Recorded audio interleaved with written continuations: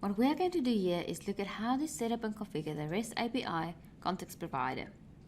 What this agent does is it allows you to get static or reference data using RESTful APIs. To add this to your data stream, go to the toolbox and search for the agent. You will find it under Context Providers. Click on the agent and drag it to your canvas. Next, you'll see that a default name has been given to it. To rename this agent, click on the white space and start typing.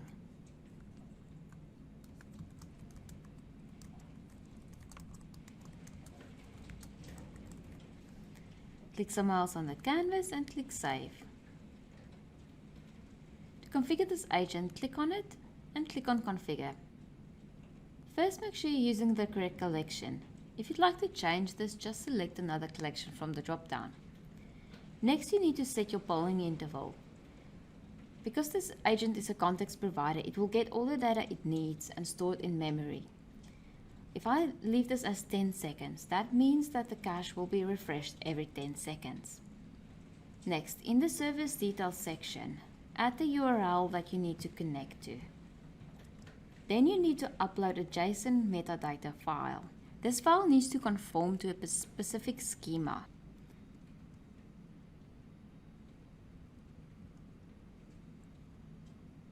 If the URL that you're connecting to requires authentication, select the Use Authentication box and specify your username and password. This URL doesn't require me to add a username and password, so I'm going to deselect this. Then select the operation you would like to perform. I would like to get the weather by city.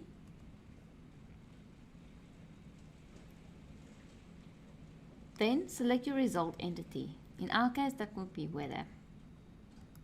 In the input mapping section, you need to make sure that all the parameters that you need are added in here. You can add more parameters by clicking on the plus and adding a new row. 2 parameters have already been added for us, which is an app ID and the city. So now I need to add my app ID.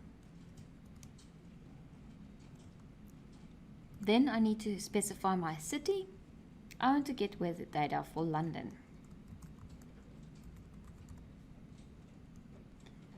Click Apply and click Save. To run your stream, click on Publish. To view the live data, click on Live View. Select your agent and click Save. And give it a second.